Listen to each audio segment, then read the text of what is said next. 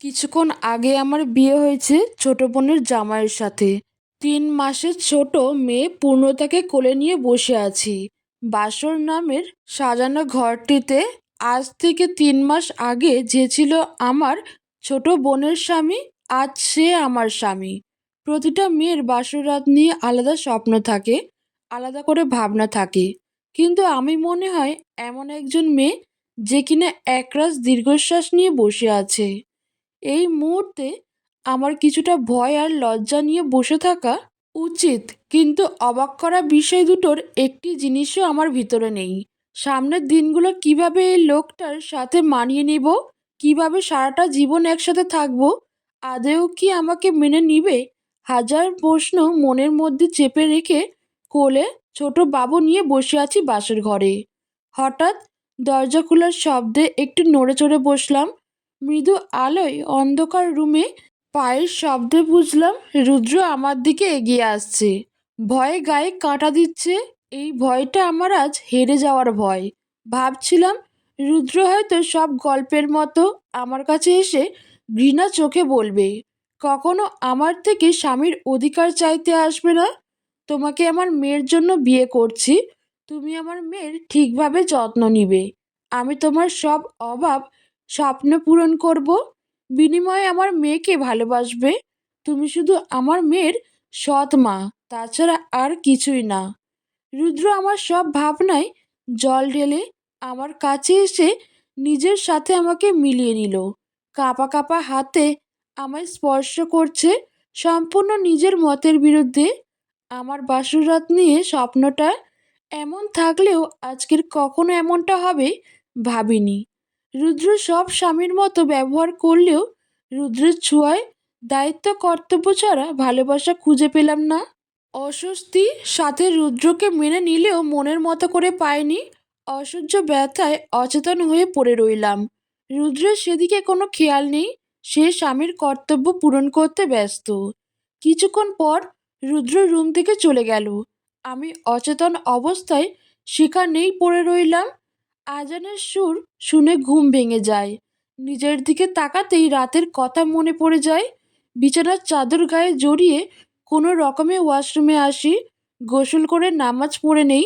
ছোটবেলা থেকে যতই কষ্ট হতো না কেন, কারো কাছে অভিযোগ করতাম না। নামাজে বসে আল্লাহর কাছে শুক্রিয়া করতাম আমার থেকে খারাপ অবস্থায় আরও মানুষ আছে, তাদের থেকে তো আমি ভালো আছি, সুস্থ আছি, এটাই শুক্রিয়া। কিন্তু আজ সৃষ্টিকর্তার কাছে খুব অভিযোগ করতে ইচ্ছা করছে। কেন আমার জীবনটা এমন হলো? পূর্ণতাকে আমি জন্ম না দিলেও আজ থেকে আমি ওর মা। আজ থেকে ওর সব আবদার আমার কাছে। দোলনা থেকে কোলে তুলে জানলার সামনে দাঁড়ালাম। হালকা রোদের আভাবে পূর্ণতা হাত পা ছড়িয়ে দিল। এটাই প্রত্যেক মায়ের কাছে স্বর্গে দেখা শ্রেষ্ঠ দৃশ্য। আমি আমার মাকে কখনো দু চোখে দেখিনি। জন্ম হওয়ার পর থেকে ফুপির কাছে ছিলাম। ফুপি অযত্নে না রাখলেও মায়ের ভালোবাসা কখনো পায়নি। তাই আজ পূর্ণতাকে ছুঁয়ে ওয়াদা করলাম, পূর্ণতাকে কখনো মায়ের অভাব বুঝতে দিব না। সব সময় আদরে বড় করব। যে ভালোবাসা আমি পাইনি, সে ভালোবাসা থেকে আমি পূর্ণতাকে বঞ্চিত করব না। সকাল 12টা, রাত থেকে এখনো পর্যন্ত রুদ্র একবারের জন্যেও রুমে আসেনি। বাড়িতে তেমন কারো সাড়া নেই, সবাই নিজের কাজে ব্যস্ত। কিছুক্ষণ আগে রাইমার রুমে নাস্তা আর বাবুর ফিটার রেখে গেছে। নাস্তা খেয়ে কিছুটা ভয় আর সংকোচ নিয়ে বাবুর জন্য গরম পানি করতে রুমের বাইরে বের হই। সোফায় বসে বসে রুদ্র ফোন টিপছে। শাশুড়ি মা নিজের মতো করে সোফায় বসে বসে কফি খাচ্ছে আর পেপার পড়ছে। বাসার এত কাজের লোক থাকা সত্ত্বেও কারো মুখে কোনো কথা নেই। সবাই সবার সাথে চুপচাপ কথা বলছে। আমাকে সবাই কেমন যেন এড়িয়ে যাচ্ছে, কেউ আমাকে চিনে না এমন ভাব। শাশুড়ি মায়ের সামনে গিয়ে নিচু স্বরে সালাম দিলাম। শাশুড়ি মা আমার দিকে এক পলক তাকিয়ে আবার পেপার পড়ায় মন দেন। রুদ্র একবারের জন্য আমার দিকে তাকায়নি।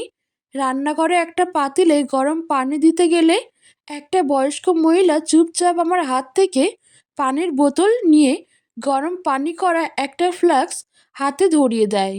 রুমে এসেই হাউমাউ করে কেঁদে উঠি। এমন পরিবার আমি চাইনি, যেখানে আমি সব পাবো কিন্তু মন খুলে কারোর সাথে কথা বলতে পারবো না। চোখ থেকে অজরে জল পড়ছে। আজ চেষ্টা করেও কান্না থামাতে পারছি না। কেন আমার সাথেই এমন হলো? যাকে পাবোই না তাকে তো ভুলেই গেছিলাম, তাহলে সে কেন আবার আমার জীবনে আসলো? যে অতীত বারবার ভুলতে চাই, সেই অতীত বারবার কেন সামনে আসে? অতীত, আমি আর বৃষ্টি যমজ হলেও বাবা বলতো আমি বৃষ্টির থেকে 15 মিনিটের বড় ছিলাম। বৃষ্টির গায়ের রং ছিল ধবধবে ফর্সা আর চঞ্চল প্রকৃতির, কিন্তু আমি ছিলাম উল্টো, উজ্জ্বল শ্যামলা মায়াবতী লাজুক স্বভাবের। ফুপির কোনো সন্তান ছিল না। একসঙ্গে বাবার দুটো মেয়ে হওয়ায় বাবার ছোট মেয়েকে ফুপি দিয়ে দেয়। তার প্রায় 6 মাসের মাথায় বাবার সরকারি চাকরি চলে যায়, আর 3 মাস পরে সিঁড়ি থেকে পড়ে গিয়ে মা মারা যায়। তারপর থেকে আমি আর বৃষ্টি একসাথে ফুপির কাছে থাকি। মা খুব শখ করে আমাদের দুই বোনের নাম রেখেছিল মেঘ আর বৃষ্টি। যখন আমাদের 3 বছর বয়স, তখন ফুপির হাজবেন্ড গাড়ির সাথে অ্যাক্সিডেন্ট করে মারা যায়। সেই থেকে আমি ফুপির চোখের বিষ ছিলাম। ফুপির ধারণা আমি অলক্ষী। ফুপি সব সময় আমায় বলতো, জন্মের পর বাবার চাকরি আর মাকে খেয়েছি, এখানে এসে তার স্বামীকে মেরে ফেলেছি। আমার মতো অপয়া আর কোথায় আছি? ছোটবেলা থেকে অযত্নে বড় হই। বৃষ্টি আমার সব আদর কেড়ে নেয়, তবুও কখনো হিংসা হয়নি। ছোট বোন তো। বাবা সবসময় বলতো, ছোটরা যাই করে না কেন তাদের বুঝিয়ে বলবেই, তাদের বকতে হয় না, ভালোবাসা দিয়ে পরিবর্তন করতে হয়। বৃষ্টি ছোট থেকেই চালাক ছিল। কোনো ভুল করলেও আমার নামে চালিয়ে দিত, যার ফলে ফুপি আমাকে আরো বকতো। ফুপি বাবাকে কিছু বলতো না, কষ্ট পাবে তাই। কিন্তু বাবা তো সে সবই বুঝতো। ফুপির কাছে আমার ভালোবাসার পরিমাণ কম থাকলেও বাবার কাছে ভালোবাসা আদর সব পেয়েছি। এইচএসসি শেষ হওয়ার পর বাবা বৃষ্টির অনুরোধে ওকে ফোন কিনে দেয়। সেই সাথে আমাকেও। ফোনের ব্যাপারে আমার একটুও আগ্রহ ছিল না, ফোনের কিছুই জানতাম না। বাবা এক প্রকার জোর করে আমাকে ফোন দেয়। বৃষ্টির থেকে টুকটাক যতটা শিখতে পারতাম ততটাই চালাতাম। একবার বৃষ্টির সাহায্যে ফেসবুক অ্যাকাউন্ট খুলি। সেখানে পরিচয় হয়েছিল মাহমুদ চৌধুরী নামের এক ছেলের সাথে। তারপর থেকে আমার যত সমস্যা হতো মাহমুদকে বলতাম, ও কেমন করেই যেন সব ঠিক করে দিত। আস্তে আস্তে আমি মাহমুদকে ভালোবেসে ফেলি। ততদিনেও আমরা দুজন দুজনকে দেখিনি, শুধু মেসেজে কথা বলতাম। সে কখনো আমাকে ভালোবাসে কি না বলেনি, তবে মাহমুদের লুকানো কেয়ারিং দেখে মনে হতো ও আমাকে ভালোবাসে। বৃষ্টিকে মাঝে মাঝে তার ব্যাপারে বললেও ও তুচ্ছের ছলে বলতো, আগে তো নিজের চেহারা দেখ। আর এই যুগে ছবি না দেখে ভালোবাসা হয় না। ছেলেটা তোকে ইউজ করছে, নয়তো কি দেশে মেয়ের অভাব পড়েছিল যে তোকে ভালোবাসবে? আসলেই তো বৃষ্টির কথাই ঠিক ছিল। দেশে কি মেয়ের অভাব পড়েছে যে আমাকে ভালোবাসবে? তবুও মন মানতো না। লুকিয়ে লুকিয়ে ফোনে কথা বলতাম, মাঝে মাঝে ভয়েসে গান শুনতাম। মাহমুদের যেন আমার গান না শুনলে ঘুম আসতো না, আর আমারও ওকে গান না বললে চোখে ঘুম আসতো না। এভাবেই দিন কাটছিল। হঠাৎ একদিন বাবা অসুস্থ হয়ে পড়ে। হাতে কারো কাছে টাকা ছিল না। তখন আমি আমার ফোন বিক্রি করে বাবার চিকিৎসা করাই। সে সময়েও ফুপি বলেছিল, অপয়া অলক্ষ্মী মেয়ে, তোর জন্য আমার ভাইয়াটার জীবন দেখবি একদিন শেষ হয়ে যাবে। এবার একটু আমাদের নিজেদের মতো বাঁচতে দে, কোথাও চলে যায় এ বাড়ি ছেড়ে। আস্তে আস্তে মাহমুদকে মনের গয়নে রেখে ওর কথা ভুলতে চেষ্টা করি। পড়ালেখা শেষ করে আমি আর বৃষ্টি কাজের জন্য বিভিন্ন অফিসে যাই। এমনই একদিন মাহমুদ মাইদ রুদ্র চৌধুরী কোম্পানির সন্ধান পায়। সেখানে গিয়ে আমার উন্নত মানের চাকরি হলেও বৃষ্টির হয়েছিল নিম্নমানের চাকরি। পড়ালেখায় বৃষ্টি কখনোই ভালো ছিল না, তাই ভালো সার্টিফিকেট ছিল না। অফিসে ইন্টারভিউর জন্য যখন গিয়েছিলাম, তখন অফিসের একজন রাইমা নামে লেডি বস বৃষ্টিকে বলেছিল, এই তো সার্টিফিকেট, তার উপর ভালো চাকরি খুঁজছেন, লজ্জা করছে না? আপনার তো হাঁড়ি পাতিল ঘষার মতো সার্টিফিকেট, এখানে কেন এসেছেন? বেরিয়ে যান। তখন আমি রাইমা ম্যামের হাতে পায়ে অনুরোধ করে বৃষ্টির জন্য চাকরি ভিক্ষা চাই। আমার সব কিছু সেদিন পজিটিভ দেখে আমার অনুরোধে বৃষ্টিকে সেদিন কাজ দেয়, তবে খুব নিম্নমানের। বৃষ্টি তখন থেকেই রাইমা ম্যামের উপর প্রতিশোধ নিতে চাইছিল। ছোটবেলা থেকেই কেউ ওকে অপমান করলে ও তার প্রতিশোধ নিতে নিতে এক প্রকার জেদ কাজ করত ওর ভিতর। ভালো হোক বা খারাপ হোক, নিজের ইগোকে কেউ ছোট করলে তাকে শাস্তি দিবেই। একদিন অফিসের জন্য রেডি হচ্ছিলাম, তখন দেখি বৃষ্টি ফুপির সাথে প্ল্যান করছিল কিভাবে রাইমা ম্যামকে শিক্ষা দিবে। কিন্তু আমি গোপনে ওর প্ল্যান সবটা শুনি। অফিসে পৌঁছে আমি ওর পিছনে পিছনে থাকতাম। সেদিন অফিসের লিফট বন্ধ হয়, সবাই সিঁড়ি দিয়ে যাওয়া আসা করত। বৃষ্টি সেই সুযোগে কাজে লাগায়। রাইমা ম্যামকে কেবিন থেকে বের হতে দেখে ও সিঁড়িতে তৈল ফেলে দেয়। সিঁড়িতে তৈল থাকায় ম্যাম পা পিছলে 7 তলা থেকে গড়িয়ে পড়তে থাকে। গড়িয়ে গড়িয়ে যখন নিচে পড়ছিল সবাই তাকিয়েছিল, কিন্তু কেউ কাছে যায়নি। আমি দৌড়ে গিয়ে রাইমা ম্যামকে ধরি, কিন্তু তাল সামলাতে না পেরে আমি নিজে পড়ে যাই। সেদিন রাইমা ম্যাম ঠিক থাকলেও আমার মাথা ফেটে রক্ত বেরোয়, আর সেখানেই জ্ঞান হারিয়ে ফেলি। যখন জ্ঞান ফিরে তখন শুনি ডাক্তার বাবা আর ফুপিকে বলেছে রোগী এখন সুস্থ, তবে অ্যাক্সিডেন্টের কারণে পেটে ব্যথা পাওয়ার অপারেশন করতে হয়েছে। আমরা দুঃখিত, আমাদের অপারেশন একটি ভুলের জন্য রোগীর সন্তান হওয়ার ক্ষমতা একবারে কমে গেছে। এই রকম রোগীর যদি বাচ্চা নেয় তবে কেউ একজন বেঁচে থাকবে, তাই আগে থেকেই সাবধান থাকবেন, ভবিষ্যতে যেন এমন খারাপ কিছু না হয়। ডাক্তারের কথা শুনে বাবা সেখানেই থম মেরে নিচের চেয়ারে বসে থাকে। ফুপি বাবাকে সান্ত্বনা দেওয়ার জন্য কাঁধে হাত রাখতেই বাবা শব্দ করে কেঁদে ওঠে। বলতো রেনু, কেন আমার মেয়েটার সাথেই বারবার এমন হয়? কি পাপ করেছিল মেঘ? ছোটবেলা থেকে একের পর এক কষ্ট পেয়ে যাচ্ছে মেয়েটা, বলতে পারিস রেনু? দাদা, তুমি এমন করো না, শান্ত হও। হার্টের রোগী তুমি, অসুস্থ হয়ে গেলে তোমার মেয়েদের কে দেখবে?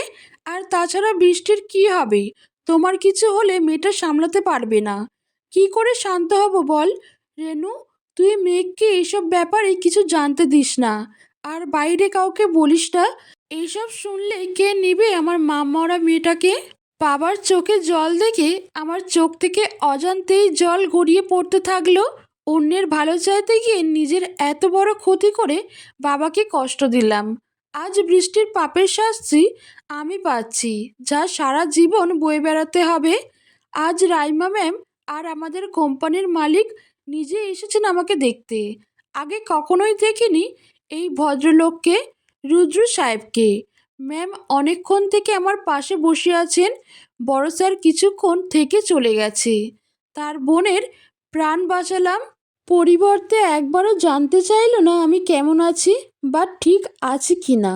বড়লোক বলে কথা, এখানে সময় নষ্ট করে এসেছে, এটাই তো অনেক।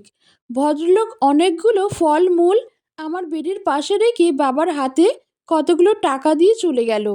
কিন্তু রাইমা ম্যাম মাথা নিচু করে অপরাধী ভঙ্গিতে বসে আছে। বাবার থেকে জানতে পারি রাইমা ম্যাম এই হাসপাতালের ডাক্তার। আজ সে যদি না থাকতো তাহলে যেভাবে আঘাত লেগেছে তাতে আরও খারাপ কিছু হতে পারত। বাবা রাইমা ম্যামের কাছে গিয়ে অনুরোধ করে বলে কাউকে যেন না বলে আমি কখনো সন্তান জন্ম দিতে পারবো না। ম্যাম তখন বাবার কান্না জড়িত অনুরোধ দেখে আমার দিকে তাকিয়ে বলে, মেঘ, তোমার কাছে কিছু চাইলে আমাকে দিবে? প্রমিস করো। ম্যাম এইভাবে বলছেন কেন? আপনি চাইলে দিতে পারলে অবশ্যই দিব।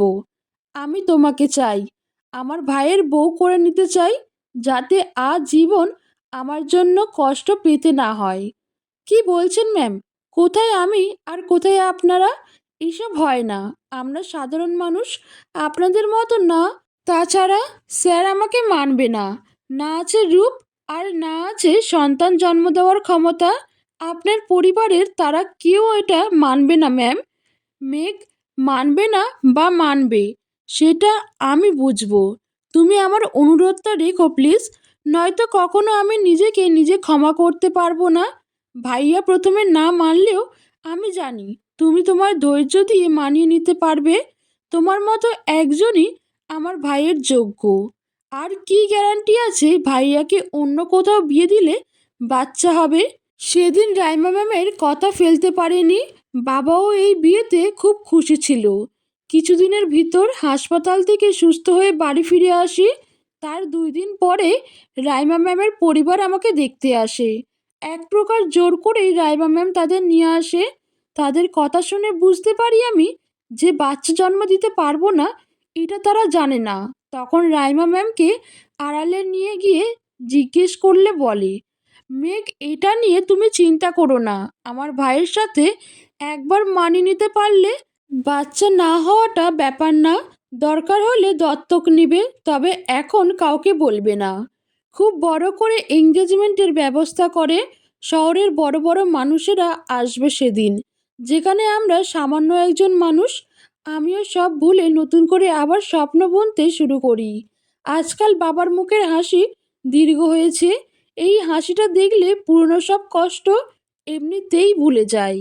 হঠাৎ একদিন কে জানি রাইমা ম্যামের মাকে আমার সব সত্যিটা বলে দেয়। তখন বড় ম্যাডাম আমাদের বাড়িতে এসে বিয়ে ভেঙে দেয়। কিন্তু এতে তাদের সম্মানে আঘাত হানবে, তাই আবার বিয়ে ঠিক করে, তবে আমার সাথে না, আমার ছোট বোন বৃষ্টির সাথে। এবার রাইমা ম্যাম হাজার চেষ্টা করেও বিয়ে ভাঙতে পারেনি। সেই রাগে সে বাড়ি থেকে বিদেশ চলে যায়। স্যারের একমাত্র ছোট বোন আমার কারণে বিদেশ চলে গেছে, তাই সে আমার উপর আরও ক্ষেপে গেছে। নিজেকে খুব সুন্দরী মনে হয়। আপনার জন্য আমার বোন আজ আমার বিয়েতে থাকছে না। আপনি আমার সরল বোনটাকে ভুল বুঝিয়ে মন কেড়েছেন। আপনার থেকে বৃষ্টি অনেক ভালো। একই ফ্যামিলিতে দুটো বোন, কিভাবে এত পরিবর্তন হয়? আজ যদি বৃষ্টি না থাকতো, তবে আপনার ভালো মুখের আড়ালে লোভী চেহারাটা দেখতেই পারতাম না। বৃষ্টি অনেক ভালো মেয়ে, ওকে বিয়ে করতে আমার আপত্তি নেই। তবে যদি আমার বোন আমার বিয়েতে না থাকে, তাহলে আমি এই বিয়ে করব না। তখন আমি রাইমা ম্যামকে ফোন করে দেশে নিয়ে আসি। এটা বলে যে আপনার সেই দিন হাসপাতালে বসে অনুরোধ রেখেছিলাম, আর আজ আপনি আমার অনুরোধ রাখতে দেশে আসবেন। আমি আজ আরও বেশি খুশি। আমার বোন আপনাদের বাড়িতে যাচ্ছে। এখন আপনি না আসলে বড় স্যার বিয়ে করবে না, আর এবারেও বিয়ে না হলে বাবা অসুস্থ হয়ে পড়বে। জানি না ম্যাম সেদিন আমার হাসি মুখের আড়ালে চেহারাটা দেখতে পেয়েছিলেন কি না। সেদিন ম্যাম বলেছিল, দেখো মেঘ, তোমার জীবনে আরও ভালো কেউ আসবে। তুমি আসলেই খুব ভালো মেয়ে। তবে ওয়াদা দাও, তুমি সব সময় হাসি খুশি থাকবে, কখনো মন খারাপ করে থাকবে না। তাহলে আমার মনে হবে এর জন্য আমি দায়ী। আস্তে আস্তে সময় এগিয়ে যায়।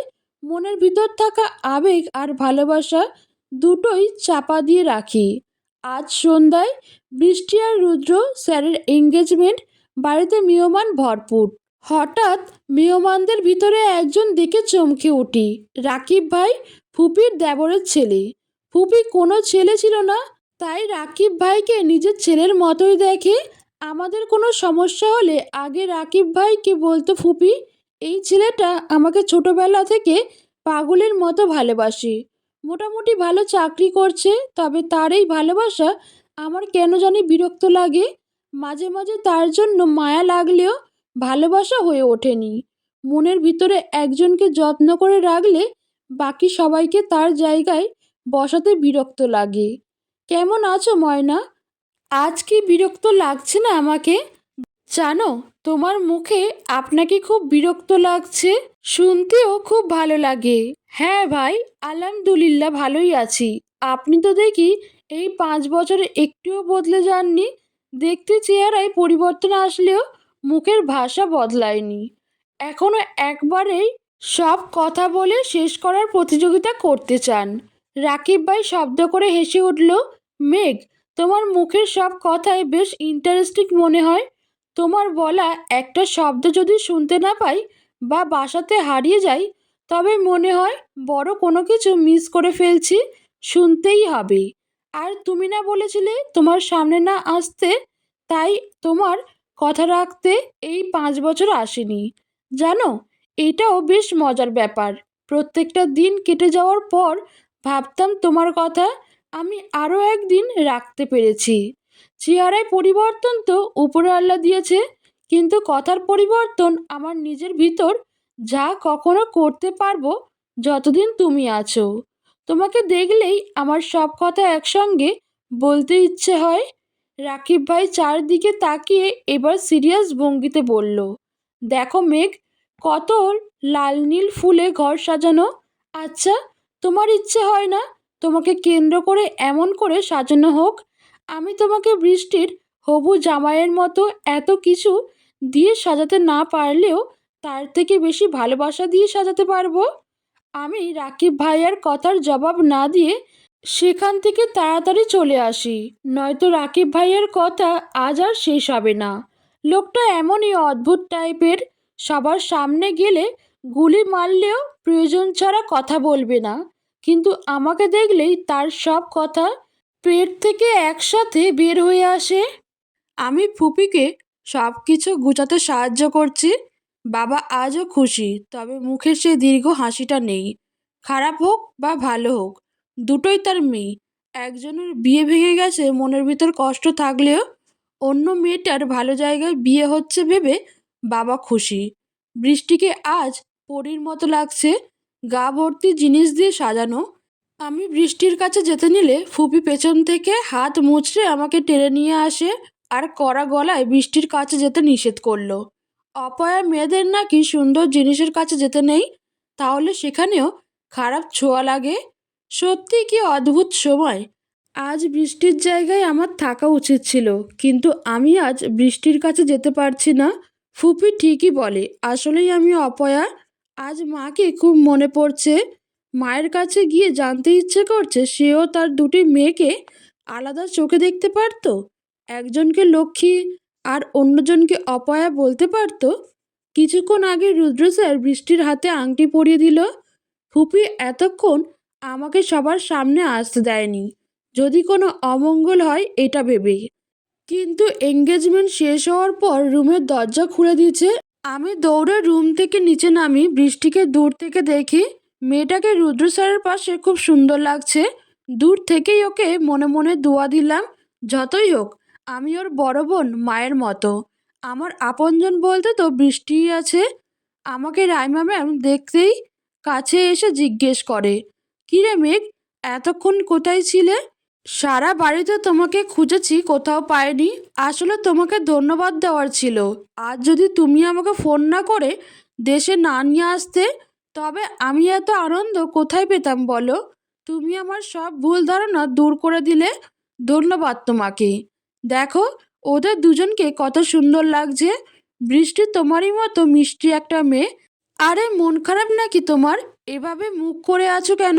বলেছিলাম না কখনো মন খারাপ করবে না, তাহলে এর জন্য আমি নিজেকে দায়ী মনে করব? রাইমা ম্যামের কথা শুনে আমি হেসে দেই। ইদানিং সব কথাতেই হাসিটা যেন বাজে অভ্যাস হয়ে গেছে। এই বাজে অভ্যাসেও বড্ড উপকার করে। এর থেকে অনেক প্রশ্নের জবাব সহজেই ইগনোর করা যায়। চারিদিকে তাকিয়ে দেখছি কেউ কেউ খাবার দিচ্ছে, আবার কেউ নাচছে। এমন সময় রাকিব ভাই মাইকে আমাকে গান গাওয়ার জন্য ডাক দেয়। ছোট থেকেই গানের গলা ভালো হওয়ায় সব অনুষ্ঠানেই গান গাইতাম। আজ তারই সূত্র ধরে রাকিব ভাই গান গাইতে সবার সামনে অনুরোধ করছে। চারপাশের লোকজন আমার দিকে তাকিয়ে আছে গান গাওয়ার জন্য। অনুরোধ করছে। আমার হাত পা কাঁপছে। এখান থেকে দৌড়ে রুমের ভিতর চলে যেতে ইচ্ছে করছে। মাহমুদের সাথে যেদিন থেকে কথা হয়নি, তারপর আর গান গাওয়া হয়নি। আজ এত বছর পর গান প্রায় ভুলে গেছি। মাইক হাতে নিয়ে লম্বা করে একটা নিঃশ্বাস নিলাম। বাবা বলতো, এভাবে নিঃশ্বাস নিলে নিজেকে হালকা লাগে। চোখ বুজে পরিচিত গানটি গাইতে শুরু করলাম। এই গানটা মাহমুদের খুব পছন্দের ছিল। আগে মাঝে মাঝেই গাইতাম। তুমি না ডাকলে আসবো না, কাছে না এসে ভালোবাসবো না, দূরত্ব কি ভালোবাসা বাড়ায়, নাকি চলে যাওয়ার বাহানা বানায়, দূরের আকাশ নীল থেকে লাল, গল্পটা পুরনো, ডুবে ডুবে ভালোবাসি, তুমি না বাসলেও আমি বাসি। গানের পুরোটার সময় চোখ বন্ধ করেছিলাম। গান শেষ করে সবার দিকে ভয়ে ভয়ে তাকালাম। আজ অনেক বছর পর গান গাইলাম, কেমন হয়েছে জানার জন্য সবার দিকে তাকালাম। তখনই সবাই হাতে তালি দিয়ে উঠল। এত এত লোকের প্রশংসা পেয়ে আজ খারাপ লাগার ভিতরেও একটুখানি ভালো লাগা কাজ করছে। এতক্ষণে আমার বৃষ্টির আর রুদ্র স্যারের দিকে চোখ গেল। রুদ্র স্যার আমার দিকে এক দৃষ্টিতে কিছুক্ষণ তাকিয়ে থেকে হন হন করে বাইরে চলে গেল। সবাই হতবাকের মতো তাকিয়ে আছে। হঠাৎ রুদ্র স্যারের চলে যাওয়ার কারণ বুঝতে চেষ্টা করছে। স্যার খুবই রাগী, তবে হঠাৎ হঠাৎ রাগের বদ স্বভাব তার নেই। কিন্তু এই মুহূর্তে রুদ্র স্যারের মা সব মেহমানদের বোঝালো। রুদ্র স্যারের আগে থেকেই মাথা ব্যথা ছিল। হঠাৎ মাইকে এরকম বেসুরো গলায় গান শুনে আরও মাথা ব্যথা হওয়ার কারণে রাগ করে চলে গেছে। সব মেহমান চলে গেছে। আর 15 দিন পরে বৃষ্টি আর রুদ্র স্যারের বিয়ে। ফুপি একের পর এক বকে যাচ্ছে, কেন আমি গান গাইলাম তাই। সারাদিন কিছু খাইনি, তাই আমি চুপচাপ বসে আছি। এখন আর ফুপির বকা গায়ে লাগে না। ছোটবেলা থেকে বকা শুনতে শুনতে অভ্যাস হয়ে গেছে। বলি মেঘ, তোর ভিতরে আল্লাহ লজ্জা দিতে কি ভুলে গেছিল? নিজে তো অপয়া, তার উপর নিজের বোনেরও ভালো চাস না তুই। এত বড় বড় মানুষদের সামনে গান গেয়ে গায়িকা হতে চাইছিলি? তোর এই বেসুরো গান শুনে ভাগ্যিস তারা আমাদের কিছু বলেনি। আমারই ভুল হয়েছে, তোকে রুম থেকে যেতে দেওয়া উচিত হয়নি। আহ বড়মা, তুমি মেঘকে কেন বকছো বলো তো? মেঘ কি ইচ্ছে করে গান গাইছে? বকলে আমাকে বকবে। আমি তো মেঘকে গান গাইতে জোর করলাম। আর কে বলেছে মেঘ গান খারাপ গায়? গিয়ে দেখো তোমাদের আদরের হবু জামাইয়ের হঠাৎ হঠাৎ মাথা ব্যথার অসুখ আছে, আর সেটা তার মা মেঘের গানের গলা খারাপ বলে কাটিয়ে নিচ্ছে। নয়তো মেঘের যা সুরালো গলা, ওতে তো মাথা ব্যথা ভয়ে পালানোর কথা। চুপচাপ একবার ফুপির দিকে তাকিয়ে তার কথা শুনছি, আবার মুখের খাবার দিয়ে ঘাড় ঘুরিয়ে রাকিব ভাইয়ের দিকে তাকিয়ে কথা শুনছি। খাওয়া শেষ করে বাবার রুমে ওষুধ নিয়ে গেলাম। বাবা বিয়ের জন্য দেশের বাড়ির জমি বিক্রি করবে বলে লোকও ঠিক হয়েছে। 2 দিনের ভিতরে জমি বিক্রি হয়ে যাবে। বিয়ের সব দায়িত্ব বাবা আমাকে আর রাকিব ভাইকে দিয়েছে। রাকিব ভাই এই 15 দিন বাড়িতে যাবে না, এখানেই থাকবে। আমার এই বিষয়ে খুব বিরক্ত লাগছে। রাকিব ভাইয়ের সাথে 15 দিন থাকলে নির্ঘাত তার কথা শুনতে শুনতে জ্ঞান হারাবো। আজ 2 দিন পর আবার অফিসে এসেছি, তবে এইবার আর বৃষ্টি আসেনি। কেউ কি আর নিজের হবু স্বামীর অফিসে কাজ করে? অফিসে ঢুকতে নিব তখনই কোথা থেকে রুদ্র স্যার এসে আমাকে টানতে টানতে তার গাড়িতে বসায়। সব কিছু এত দ্রুত হয়, আমি আহাম্মকের মতো তার দিকে তাকিয়ে থাকি। প্রায় 2 ঘন্টা পর গাড়ি এসে নির্জন একটা জায়গা নদীর পাশে থামে। এই জায়গাটা আমার খুব পছন্দের। আগে মাহমুদকে বারবার বলতাম তার সাথে দেখা করলে এই জায়গাতেই করব। কিন্তু রুদ্র স্যার কেন এখানে নিয়ে আসলো? মেরে গুম করে ফেলবে না তো? আর এখানেই বা কেন আসলো? নানা রকম প্রশ্ন মনের মাঝে উকি দিলে আমি সব ভুলে প্রকৃতিকে অনুভব করি। এই জায়গা আমার আর বাবার খুব পছন্দের জায়গা। বাবা বলতো এই জায়গায় নাকি মায়ের সাথে প্রথম বাবার দেখা হয়েছিল। ছোটবেলায় মাঝে মাঝে আমি আর বাবা দুজনে এখানে আসতাম। কয়েক বছর থেকে পড়ালেখা আর কাজের ব্যস্ততায় এখানে আর আসা হয়নি। কিন্তু বৃষ্টি ছিল এইসবের উল্টো। আমি আর বাবা এখানে আসলে বৃষ্টি আর ফুপি যেত শপিং মলে, নয়তো কোনো মেলায়। 2 হাত মেলে পুরনো স্মৃতিগুলো মনে করছিলাম। আমি ভুলেই গেছি আজ আমার সাথে বাবা নয়, রুদ্র স্যার এসেছেন। হঠাৎ পিছন থেকে আমার গাওয়া সেই পুরনো কণ্ঠের কল রেকর্ড বেজে ওঠে। এই গানগুলো আমি মাহমুদকে বলেছিলাম, তবে এগুলো রুদ্র স্যার কীভাবে পেল? আমি কাঁপা কাঁপা গলায় রুদ্র স্যারকে বললাম, এ এ এগুলো আপ আপনার কাছে কিভাবে আসলো? এইসব তো আমার মাহমুদের। আমাকে আর কিছু বলতে না দিয়ে আমার কথার মাঝে রুদ্র স্যার বলতে শুরু করলো, আমায় চিনতে পারছো না শানু? আমি তোমার মাহমুদ। এই শুনো আগের সেই ভয়েস, চিনতে পারছো তুমি? আমি সেই আগের ভয়েস কথা বলার ভঙ্গি শুনে চিনতে পেরে কাঁদতে কাঁদতে ঘাসের উপর বসে অস্পষ্ট কণ্ঠে বলি, আপনি আমার মাহমুদ? না, আপনি কি করে আমার মাহমুদ হবেন? আপনি তো রুদ্র স্যার। আপনি হতেই পারেন না আমার মাহমুদ। স্যার আমার সামনে হাঁটু গেড়ে বসে দু হাত দিয়ে গাল ধরে অভিমান ভরা কণ্ঠে বলেন, কোথায় চলে গেছিলে শানু? জানো, কত কত জায়গায় খুঁজেছি তোমায়। তোমার নাম্বার, ফেসবুক অ্যাকাউন্ট সব বন্ধ পেয়ে পাগলের মতো হয়ে গেছিলাম। এই দেখো, আজ সেই হাসি খুশি শান্ত ছেলেটা কত কঠিন মনের হয়ে গেছে। সেদিন তোমাদের বাড়িতে এঙ্গেজমেন্টের সময় তোমার গানের প্রত্যেকটি সুর আমাকে এলোমেলো করে দিয়েছিল। হৃদয়ে সেই পুরনো ঝড় তুলেছিলে। আমার এতটা কাছে থেকেও আমি তোমাকে চিনতে পারিনি। কতটা হতভাগা আমি। আমি শব্দহীনভাবে স্যারের দিকে তাকিয়ে আছি। আজ বড্ড অপরিচিত লাগছে তাকে। স্যার পাগলের মতো করছে। পকেট থেকে ফোন বের করে আমার দিকে ফিরিয়ে বলে, এই দেখো, আজও পাগলের মতো মেসেজ দেই তোমাকে। তুমি এসে মেসেজ দেখবে, উত্তর দিবে এই আশায়। তুমি জানো, অফিসে যেদিন ইন্টারভিউ দিতে প্রথম এসেছিলে, তখন তোমার নাম মেঘ দেখেই রাইমাকে চাকরি দিয়ে দিতে বলি। সঞ্জিদা, সঞ্জীব মেঘ, এই মেয়েটা যে আমার কলিজার সাথে মিশে আছে। যেখানেই এই নামের কাউকে দেখতাম সেখানেই তার ব্যাপারে সব জানতে চাইতাম। মনে আছে তোমার এই নামটা কেটে আমি ছোট করে তোমায় শানু নামে ডাকতাম? কেন এমন করলে বলো তো? কেন না বলে চলে গেলে? কি ভুল ছিল আমার? কি ভুল ছিল? স্যার ওখানেই ঘাসের উপর বসে হাঁটু মুড়ে নিঃশব্দে কেঁদে ওঠে। আমি স্যারের দিকে তাকিয়ে বলি, আমাদের চিনতে খুব দেরি হয়ে গেছে স্যার। এখন আপনি অন্য কারো হবু স্বামী। আমাদের পুরনো আবেগ মাখানো সম্পর্কের এখন আর দাম নেই। আমার বাসায় ফিরতে হবে।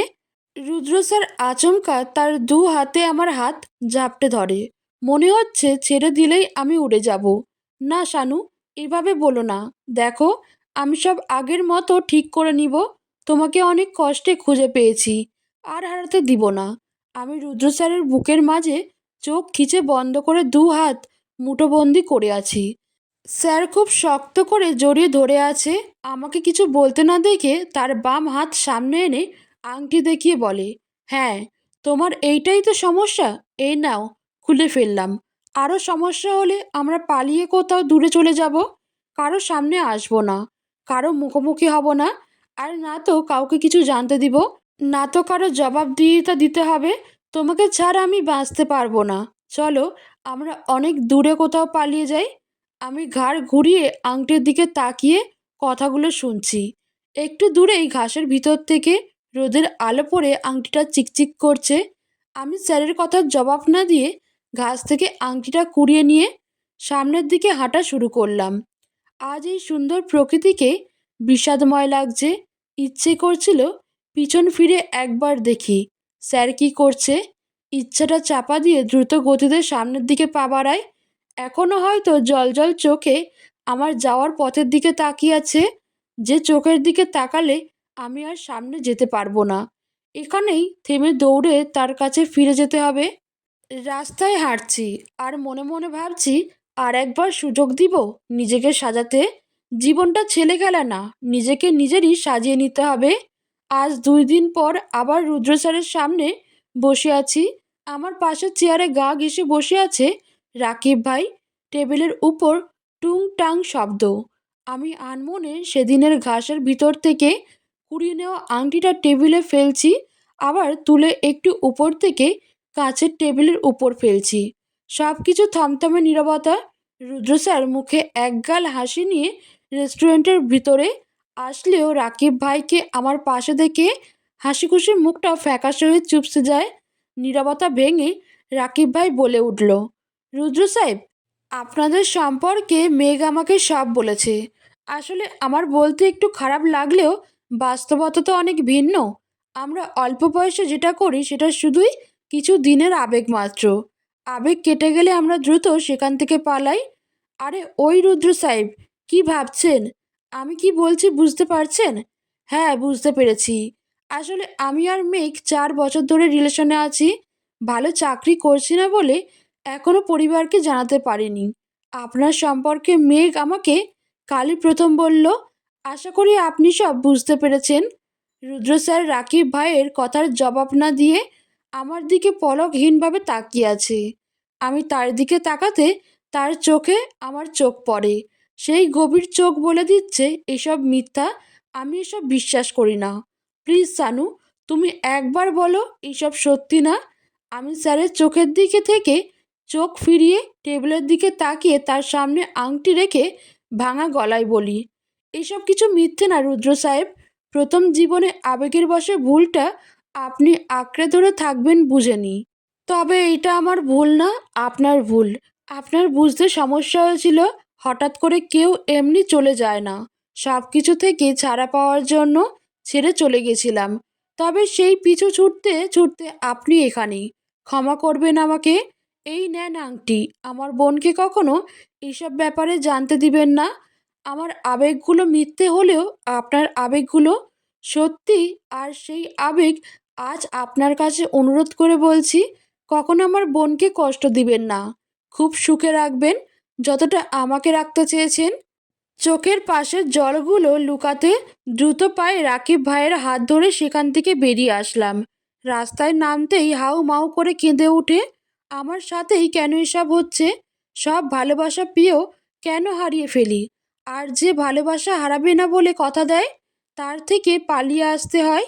বুক ফেটে কান্না আসছে। আজ সারা জীবনের জন্য মাহমুদকে হারালাম।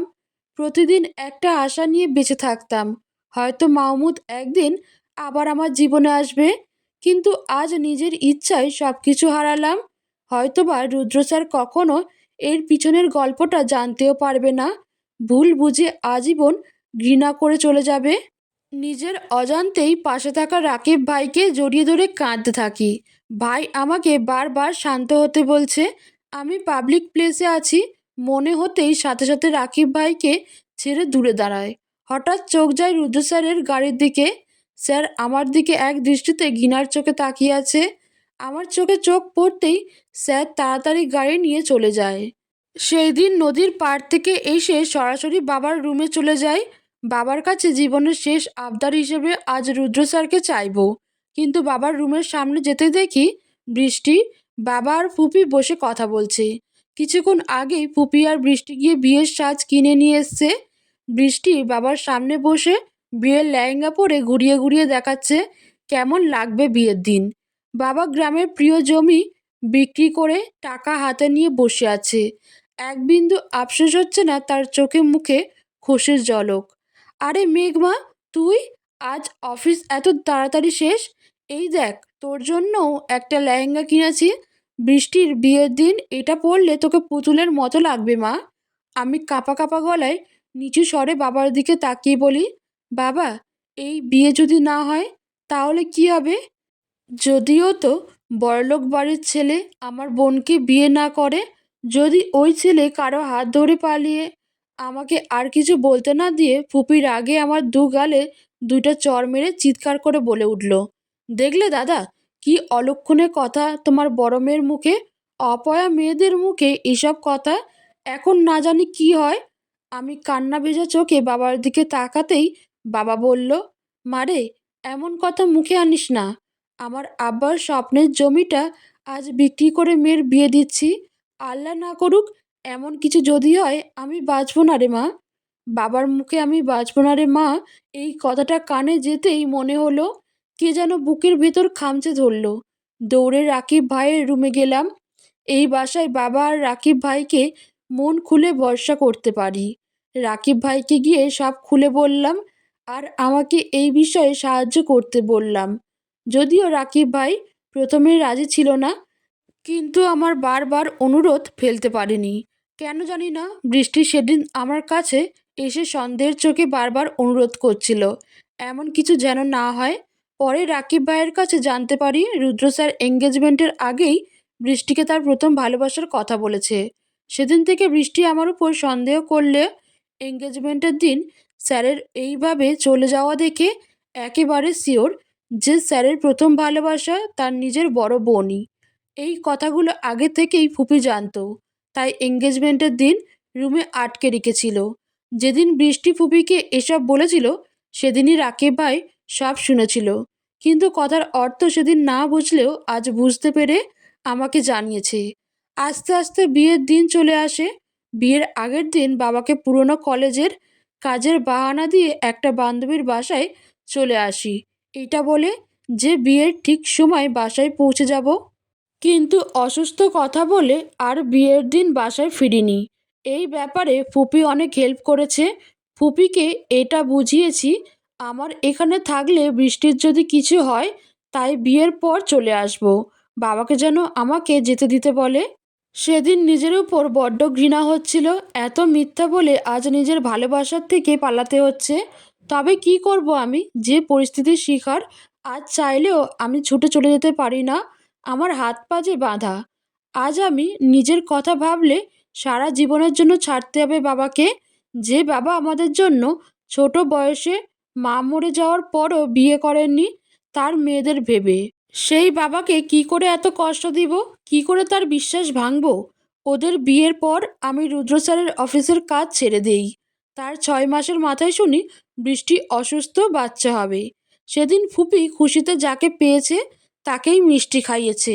মনে মনে তাচ্ছিল্য হেসে ভাবছিল এই ছিল তার ভালোবাসা। এতই যদি ভালোবাসতো তাহলে এত তাড়াতাড়ি বৃষ্টির রূপে গলে যেত না। আবার নিজেকেই উল্টো প্রশ্ন করতাম, আমি বা আর কি ভালোবাসতাম? ভালোবাসলে কি তাকে ছেড়ে থাকা যায়?